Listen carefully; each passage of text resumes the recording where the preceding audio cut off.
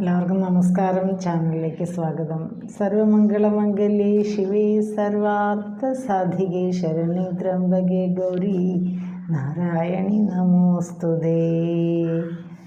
ലളിതാ സഹസ്രനാമത്തിലെ കുറച്ച് നാമങ്ങൾ നോക്കാം.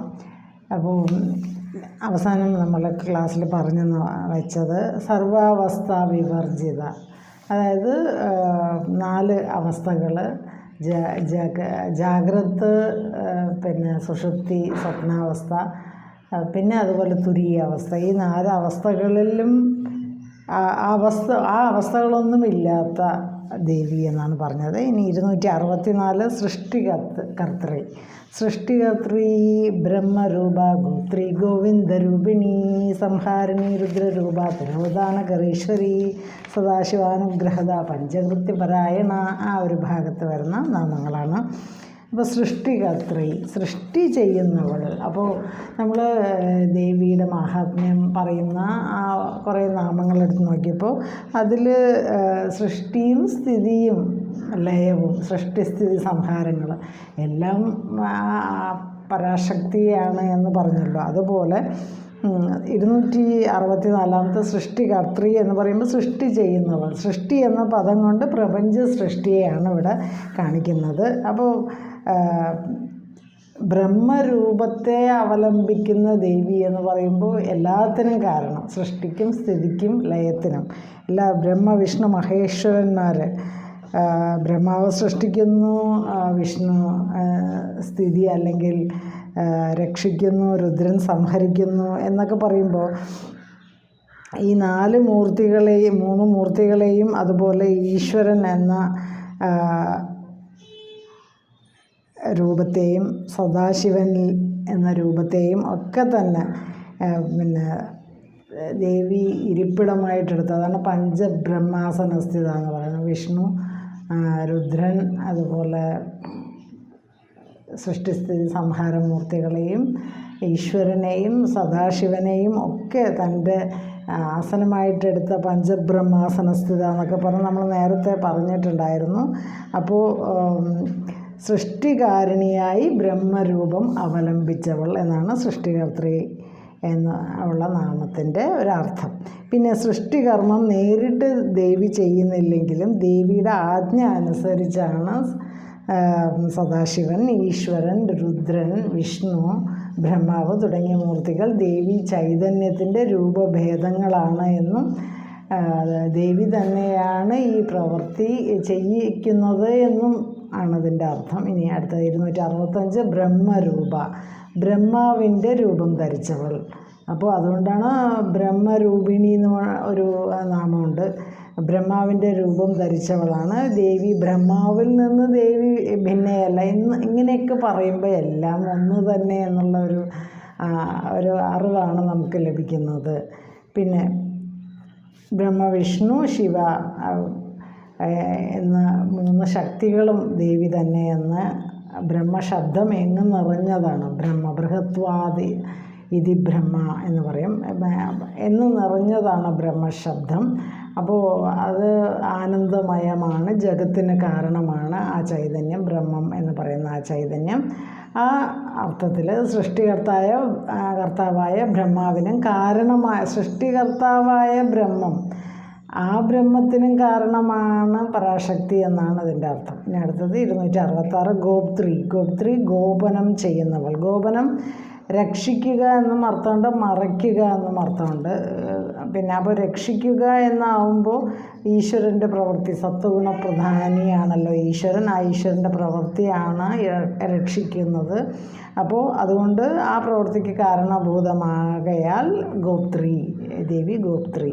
ഇനി ഗോപനത്തിന് മറയ്ക്കൽ എന്നൊരർത്ഥമുണ്ട്. അപ്പോൾ മായയെ കൊണ്ട് ജീവികൾ പ്രവർത്തിക്കുന്നു, ദേവി പ്രവർത്തിച്ച്, അതാണ് യോഗമായ എന്ന് പറയുന്നത്. ഭഗവാൻ എന്നുള്ള ആ പരമസത്യത്തെ ജീവികളിൽ നിന്ന് മറിച്ച് ആ ശ്രദ്ധയിൽപ്പെടാതെ മറയ്ക്കുന്നവൾ എന്നും ഒരർത്ഥമാണുള്ളത്. ഇനി അടുത്തത് 267 ഗോവിന്ദരൂപിണി, ഗോവിന്ദൻ്റെ രൂപത്തോടു കൂടിയവൾ. ഗോവിന്ദൻ എന്ന പദം ഭൂമിയെ ഉദ്ധരിച്ചവൻ എന്ന പറയാം. പിന്നെ അതുപോലെ കാമദേവന് ഐശ്വര്യം കൊടുത്തവൻ, പിന്നെ അതുപോലെ വിഷ്ണുവിൻ്റെ തന്നെ വേറൊരു പേരായിട്ട് ഗോവിന്ദൻ എന്ന് പറയുന്നു, കൃഷ്ണൻ്റെ നാമത്തെ കുറിക്കുന്നു. പിന്നെ വിഷ്ണുവിൻ്റെ ചുമതലയാണ് ഈ പ്രപഞ്ചത്തിൻ്റെ രക്ഷ. അപ്പോൾ വിഷ്ണുവും ദേവിയുടെ അംശഭൂതം ആണ്, അതുകൊണ്ട് വിഷ്ണു രൂപിണി എന്ന് പറയുന്നു. അപ്പോൾ ഗോവിന്ദരൂപിണി എന്ന് പറയുമ്പോൾ ദേവിയുടെ പേര് ഗോവിന്ദരൂപിണി, അപ്പോൾ വിഷ്ണു രൂപിണി. അപ്പോൾ വിഷ്ണുവും ദേവിയുടെ അംശഭൂതമാണ് എന്ന് ഇതിൽ നമുക്ക് മനസ്സിലാക്കി തരുന്നു. അപ്പോൾ പാണ്ഡിത്യം ദേവിയുടെ പ്രസാദം കൊണ്ട് മാത്രമാണ് ലഭിക്കുന്നത് എന്നും, അതുകൊണ്ട് വിഷ്ണുവിൻ്റെ അവതാരമായ കൃഷ്ണൻ എന്ന് പറയുമ്പോൾ തന്നെ ജ്ഞാനത്തിൻ്റെ സ്വരൂപമാണ്. അപ്പോൾ പശുക്കളെ മേയിച്ച് നടന്ന കഥയൊക്കെ നമുക്ക് അറിയാമല്ലോ. അപ്പോൾ ഈ അർത്ഥത്തിലും ദേവിയെ ഗോവിന്ദരൂപിണി എന്ന് പറയും. അപ്പോൾ കൃഷ്ണൻ പശുക്കളെ മേയിച്ച് നടന്നു, അപ്പോൾ പശുക്കളുടെ രൂപം, അതായത് ദേവിയെ ഗോവിന്ദരൂപിണി എന്ന് പറയുന്നു. ഇനി അടുത്ത 268 സംഹാരിണി, ജഗത്തിനെ സംഹരിക്കുക, ലയിപ്പിക്കുക. അപ്പോൾ ആ സംഹാരം എന്ന് പറയുന്ന ഒരു തമോ ഗുണപ്രധാനമാണ്. അപ്പോൾ അത് തന്നെ സ്വരൂപമായ ദേവി. അപ്പോൾ സൃഷ്ടിക്ക് വേണ്ടി ബ്രഹ്മരൂപിണിയായി, സ്ഥിതിക്ക് വേണ്ടി വിഷ്ണു രൂപിണിയായി, അപ്പോൾ സംഹാരത്തിന് വേണ്ടി രുദ്രരൂപിണിയായിട്ടും ദേവി വർത്തിക്കുന്നു എന്ന് ഈ നാമം മനസ്സിലാക്കി തരുന്നു. അപ്പോൾ എല്ലാ 3 സൃഷ്ടിസ്ഥിതി സംഹാരങ്ങളിലും ഈ ദേവിയുടെ തന്നെ ഒരു രൂപമാണ് എന്നും മനസ്സിലാക്കാം. അപ്പോൾ ഇതിൽ നിന്ന് എന്ത് മനസ്സിലാക്കാമെന്ന് വെച്ചാൽ എല്ലാ ശക്തിയും ഒന്ന് തന്നെ എന്നുള്ള ഒരു കൺക്ലൂഷനിലേക്കും നമുക്ക് വരാം. ഇനി 269 രുദ്രരൂപ എന്ന് പറയുമ്പോൾ രുക്കിനെ ദ്രവിപ്പിക്കുന്നവൻ. രുക്ക് എന്ന് പറയുമ്പോൾ ദുഃഖത്തിനെ ഇല്ലാതെയാക്കുന്നവൻ, അതാണ് രുദ്രൻ്റെ രൂപത്തിൽ സ്ഥിതി ചെയ്യുന്നവൾ. ഇനി 270 നാമം തിരോധാനകരി. തിരോധാനം ചെയ്യുക എന്ന് പറയുമ്പോൾ മറയുക എന്നുള്ളൊരർത്ഥമാണല്ലോ.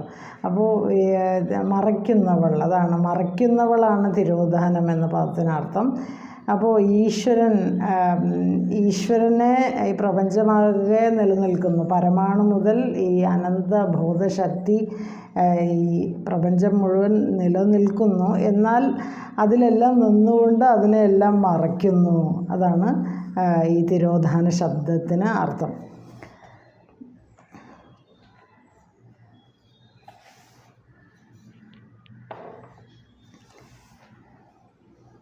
ഇപ്പോൾ ലയം, അതായത് പ്രളയ സമയത്ത് എല്ലാം ലയിക്കുന്നു ദേവിയിൽ, അങ്ങനെയും പറയാം. പരമാണു മുതൽ പ്രപഞ്ചമാകെ ആ ഒരു സൃഷ്ടിസ്ഥിതി കഴിഞ്ഞ് ലയം അല്ലെങ്കിൽ സംഹാരകാലത്ത് ദേവിയിൽ ലയിക്കുന്നു. അതാണ് തിരോധാനം.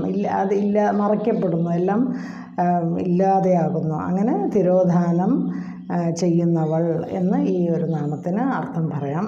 ഇനി 271 ഈശ്വരി, അതായത് ഈശ്വരൻ്റെ ഒരു പത്നി എന്നുള്ള അർത്ഥമാണ്. അപ്പോൾ ശിവൻ്റെ പത്നി എന്നെടുക്കാം, ഈശ്വര രൂപിണി, ഈശ്വര പത്നി എന്നെടുക്കാം. അപ്പോൾ ഈശ്വരപദം ശിവൻ, പരമാത്മാവ്, രക്ഷിതാവ്, കാമദേവൻ, വിഷ്ണു എന്നൊക്കെ എടുക്കുമ്പോൾ അവരുടെയൊക്കെ പത്നി സ്ഥാനത്ത് നിൽക്കുന്ന ദേവി എന്ന് അതിനർത്ഥം. അപ്പോൾ ഏതർത്ഥത്തിലാണെങ്കിലും പിന്നെ ദേവന്മാരുടെ പത്നീഭാവത്തിൽ, എല്ലാ ദേവന്മാരുടെ പ്രപഞ്ച ശക്തികളായ ദേവന്മാരുടെ ആ ഒരു പത്നീഭാവത്തിലുള്ളവളാണ് ഈശ്വരി. അപ്പോൾ ഐശ്വര്യത്തിന് ആധാരമാകയാൽ ഈശ്വരി എന്നും പറയാം. ഐശ്വര്യത്തിന് ആധാരമായ ദേവി. അപ്പോൾ ഭക്തന്മാർക്ക് ഐശ്വര്യം കൊടുക്കുന്നവൾ എന്നും അർത്ഥമുണ്ട്. ഇനി 272 നാമം സദാശിവ. ശുദ്ധ സത്വസ്വരൂപനായ ഈശ്വരനാണ് സദാശിവൻ. അപ്പോൾ ആ സദാശിവൻ തന്നെ രൂപമായവൾ, ശുദ്ധ സത്വസ്വരൂപനായ ഈശ്വരൻ, സദാശിവൻ തന്നെ സദാശിവൻ തന്നിൽ നിന്ന് ഭിന്നയല്ല, അഭിന്നയായവൾ. അപ്പോൾ ഈശ്വരനിൽ നിന്ന് അഭിന്നയായവൾ ആണ് ദേവി എന്ന് പറയുമ്പോൾ സദാ ഈശ്വരനിൽ, ശിവനിൽ തന്നെ ഇരിക്കുന്നു. അതാണ് സദാശിവ. അടുത്ത 273 നാമം അനുഗ്രഹത. അപ്പോൾ നമുക്കൊക്കെ വേണ്ടത് അനുഗ്രഹമാണല്ലോ. അതിനാണല്ലോ നമ്മൾ സ്തോത്രങ്ങളും സ്തുതികളും ഭജനകളും എല്ലാം ചെയ്യുന്നത്. അപ്പോൾ ആ അനുഗ്രഹത്തെ കൊടുക്കുന്നവൾ, ഭക്തന്മാർക്ക് അനുഗ്രഹം, എല്ലാ തരത്തിലും ഈ ഐഹികവും പാരത്രികവുമായ ദുഃഖങ്ങളിൽ നിന്ന് മോചനം നൽകി അനുഗ്രഹിക്കുന്നവൾ. അതായത് ഈ ഐഹികം എന്ന് പറയുമ്പോൾ ഈ ലോകത്തുള്ള ഐഹിക സുഖം എന്നൊക്കെ പറയുമ്പോൾ ഈ ലോകത്തുള്ള സുഖങ്ങൾ നൽകുന്നു, ഈ ലോകത്തുള്ള ദുഃഖങ്ങൾ അകറ്റുന്നു. പിന്നെ എന്നിട്ട് എല്ലാ തരത്തിലുള്ള സൃഷ്ടിസ്ഥിതി സംഹാര ശക്തി രൂപിണിയായിട്ട് നിലനിൽക്കുകയും ജഗത്തിൻ്റെ ആ ഒരു എല്ലാ സൃഷ്ടിക്കും സ്ഥിതിക്കും ലയത്തിനും കാരണമാവുകയും അതുപോലെ തന്നെ എല്ലാത്തിൻ്റെയും സുഗമമായ നിലനിൽപ്പിന് വേണ്ടി അനുഗ്രഹം കൊടുക്കുന്നവൾ. അതാണ് അതിൻ്റെ ഒരു അർത്ഥം. ഇനി അടുത്ത 274 പഞ്ചകൃത്യ പരായണ.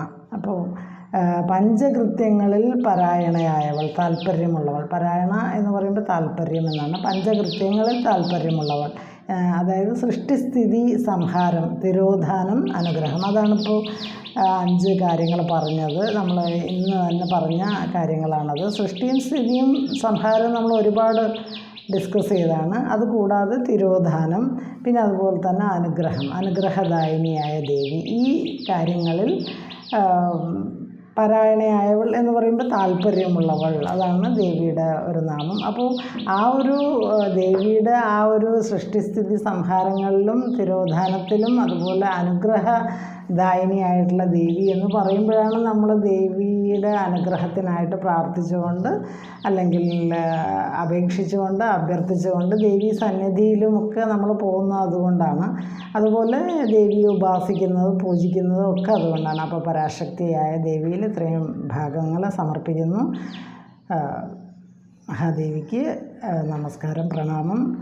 സർവമംഗളമംഗല്യേ ശിവേ സർവാർത്ഥസാധികേ ശരണ്യേ ത്രംബകേ ദേവി നാരായണി നമോസ്തുതേ. ഇത്രയും ഭാഗങ്ങൾ ഗുരുവായൂരപ്പന് സമർപ്പിക്കുന്നു. സർവം ശ്രീകൃഷ്ണാർപ്പണമസ്തു. തത്സത്.